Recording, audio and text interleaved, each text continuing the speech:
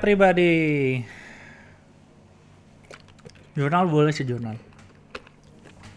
Halo semuanya, selamat datang di Lazy Gadget supported by Resin Cat. Anjay, orang yang punya dua-dua gue. Jadi supportednya suka-suka gue, nggak usah bayar. Jadi kalau kalian perlu desmat silakan langsung cek ke Resin Cat aja. Di situ kita punya 2 desmat yang tersedia. Biasanya suka pada bacot sold out, kali ini belum sold out jadi bisa langsung dibeli.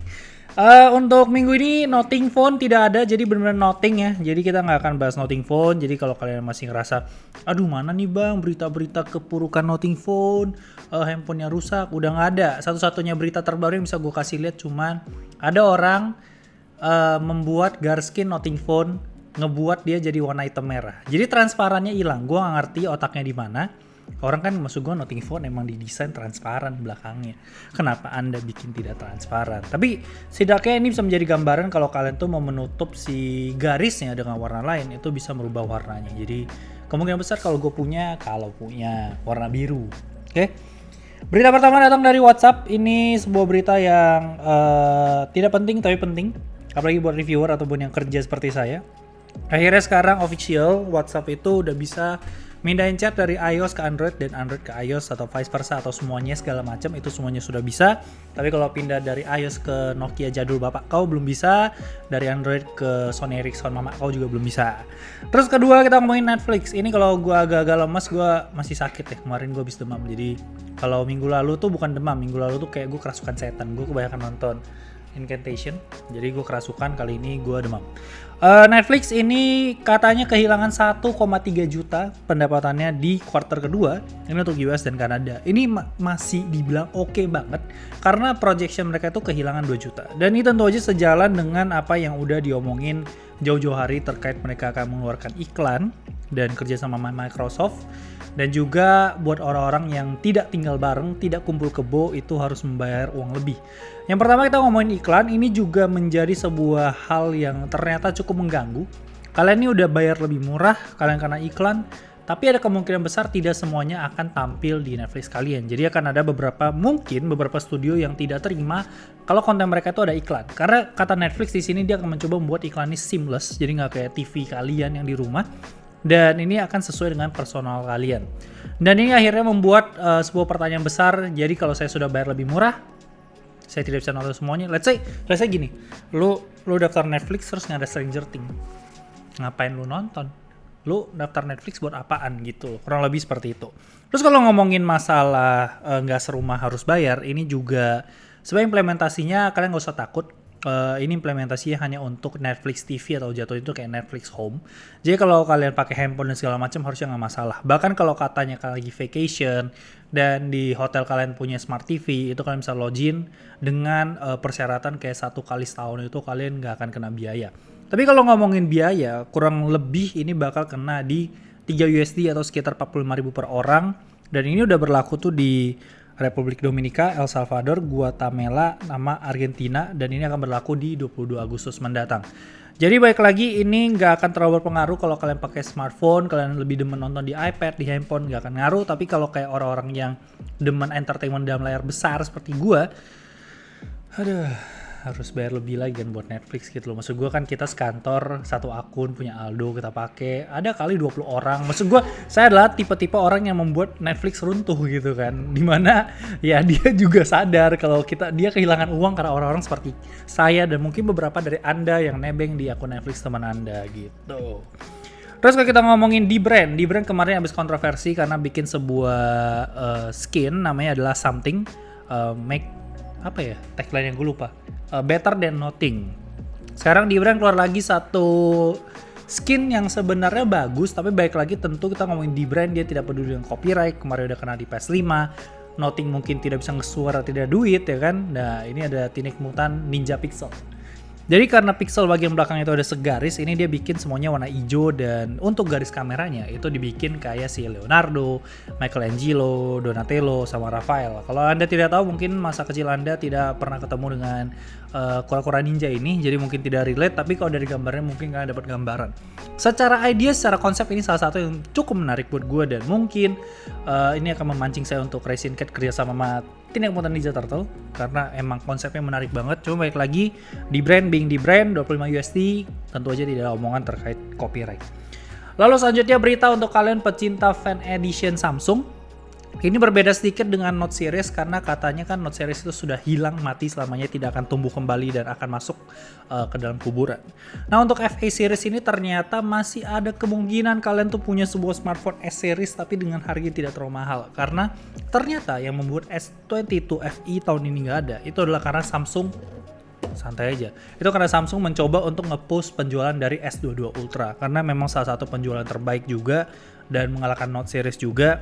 Jadi karena adanya demand dan juga chipset yang cukup susah didapatkan, maka productionnya digeser ke S22 Ultra. Jadi S22 FE nggak ada. Sebuah langkah yang bagus ya Samsung untuk meraup keuntungan lebih karena maksud gue dibanding dia masukin Snapdragon 8 Gen 1 dia, bukan ya, Exynos ya? Snapdragon ya kalau FE ya, ke si FE, mending dia masukin ke Ultra yang marginnya harusnya jauh lebih gede. Terus kita ngomongin Samsung Unpacked, ini bakal di 10 Agustus, kalau jam Indonesia bakal di jam 8 malam. Harusnya udah cukup jelas, kita ngeliat Z Fold 4, Z Flip 4, Samsung Watch 5 dan juga Galaxy Buds 2 Pro. Dimana untuk Z Fold dan Z Flip so far tidak ada perbedaan dari sisi desain, persis banget. Paling kalau kita ngomongin Z Flip, kemungkinan layar depannya itu bertambah dari 1,9 inci jadi 2,1 inci. Tapi kalau kita ngomongin dari segi warna, ini juga udah diperlihatkan, Z Fold 4 itu bakal ada Phantom Black, Beige dan juga Grey Green. Dan Z Flip 4 itu ada Grey, Purple, Gold, dan Light Blue. Kalau kita ngomongin Z Flip, harusnya kalian akan lebih bebas berkreasi karena ada Bespoke Edition yang katanya Z Flip 4 ini akan jauh lebih banyak dibandingkan Z Flip 3. Dan juga kita ngomongin dari Samsung sendiri, ini ada pre-ordernya. Cuma gue rasa ini pre-order akan vary tergantung dari negara kalian tinggal. Karena untuk di luar tuh gue lihat kalian bisa dapat 200 USD kredit Samsung itu tanpa komitmen, tanpa deposit, hanya dengan pre-order. Walaupun nantinya kalau kalian nggak pre-order, yang nggak dapat duitnya. Cuman sebuah langkah yang cukup bagus untuk memancing orang untuk pre-order maksud gue. Tapi kalau di Indonesia tadi gue cek, gue coba daftar itu dapat 2 tahun Samsung Care yang worth up to 6,3 juta. Jadi emang balik lagi beda-beda tiap negara. Tapi kayak belakangan ini sejak foldable gue udah nggak ngelihat Samsung tuh memberikan pre-order dalam bentuk dapat TV kayaknya. Sekarang tuh udah dapet Samsung Care. Iya, maksud gue dulu kan bisa dapet TV, smartwatch, Galaxy Buds, sekarang udah nggak ada. Oke, iPhone 11 Pro ini adalah sebuah penyelamatan untuk seorang, gue nggak tahu apakah gue menyebutkan negaranya akan berbahaya, juga seorang tentara yang itu naruh si iPhone 11 Pro-nya di depan plate-nya. Gue nggak tahu kenapa dia bawa iPhone 11 Pro di depan plate-nya. Maksud gue nggak ngerti sih ya. Maksudnya kalau lagi perang boleh apa enggak? Cuman emang boleh ya bawa handphone ya? Gue nggak tahu. Tapi setidaknya handphone tuh menyelamatkan nyawanya. Jadi dia tertembak dan akhirnya kena ke iPhone-nya duluan. Memperlihatkan seberapa kuat iPhone 11 Pro. Layarnya nggak tembus sama sekali, cuman retak, nggak sampai ada bolongan. Dan ini juga sebenarnya berhubungan dengan satu berita di April kemarin terkait lawannya itu mencuri MacBook dan dijadikan jadi armor plate, dan yang ini kurang bagus nasibnya ya. Jadi gitu. Tapi beritanya gue akan minta Satya untuk nggak masukin ya karena gue takut kena dolar kuning. Terus iPhone 14 ini katanya bakal ada versi yang dengan eSIM doang. eSIM ini berarti nomornya ini bakal satu integral sama si smartphone kalian, jadi ini bakal virtual dan ini akan menyusahkan orang untuk ganti nomor, untuk lari dari spam chat dan WhatsApp slot. Nah itu agak susah karena nomor kalian terintegrasi sama smartphone kalian. Tapi biasanya yang begitu eSIM harusnya berhubungan sama bundling. Jadi kalau kalian beli kayak di Apple Singapura, gue nggak tahu masih ada apa enggak. Kalau kalian kayak kontrak dengan provider tertentu itu akan jauh lebih murah hitungannya. Cuman di Indonesia kan kita tahu Apple Store nggak ada yang resmi pakai iBox, dan eSIM juga so far baru SmartFriend ya. SmartFriend. Jadi katanya sih eSIM ini menjadi salah satu hal berikutnya dan physical SIM ini bakal dibuang, dimana gue nggak setuju karena gue adalah tipe orang yang punya nomor sampai berapa ya? 8 ada kali. Jadi yang gue pakai itu cuma 3. Cuman setiap dapat Hammer review tuh dikasih nomor dan itu nggak aktif. Jadi kayak gue ngoleksi aja kartunya. Terus iPhone 14 Pro ini sedikit pembahasan aja dari si Ice Universe atau si kucing. Dia menyatakan kalau dia habis ngobrol sama scalpel di Cina dan menyatakan kalau demand dari iPhone 14 itu sangat-sangat tinggi. Jadi mereka itu sangat-sangat ingin rebutan dan pede. iPhone juga, Apple juga cukup pede terkait si iPhone 14 karena mungkin baik lagi ini setelah 4 tahun atau 5 tahun iPhone akhirnya ngerubah desain dari layar mereka, akhirnya punya 2 punch hole dan segala macamnya. Dan kalian bisa lihat sendiri waktu di iPhone 13 itu Cina lumayan gila untuk dapetin iPhone-nya. Itu kalian bisa lihat kayak apa ya, zaman-zaman apa ya, dulu tuh sempat ada video yang sama kalau nggak salah waktu penayangan Avengers ya, yang orang tuh gila semua ke mall rebutan. Nah kurang lebih hal seperti sama terjadi di China.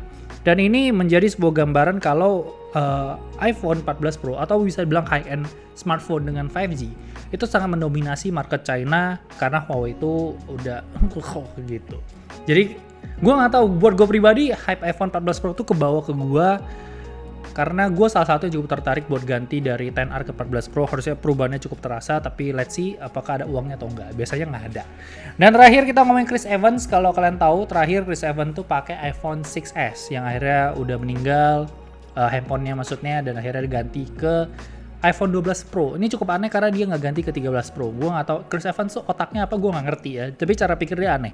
Dan ini sebuah interview untuk film Netflix The Gray Man sama Collider. Dia menyatakan kalau dia pribadi tuh nggak suka sama iPhone 12 Pro karena pertama, dia sangat kehilangan yang namanya home button.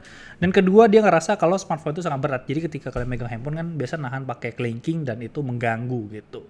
Jadi maksud gue ini menjadi gambaran kenapa Apple tuh masih ngerilis iPhone SE dengan desain yang sama dengan home button. Karena ternyata masih banyak market-market yang lebih prefer punya home button dibandingkan full screen display. Mereka lebih suka bezel tebel. Dan si Chris Evans juga sempat ngomong kalau dia nggak, apa istilahnya, dia nggak mau ngambil iPhone SE, cuman dia nggak nyebutin alasannya. Cuman tipe Chris Evans ini adalah orang yang kayak kalau dia pakai sesuatu dia akan pakai sampai hancur. Bahkan dia masih berharap ada iPhone 6 yang bisa bertahan sampai detik ini gitu. Gua yang pakai sampai XR aja udah minta maaf gitu, ampun gitu.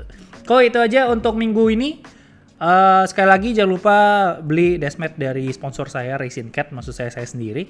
Sampai jumpa di video berikutnya.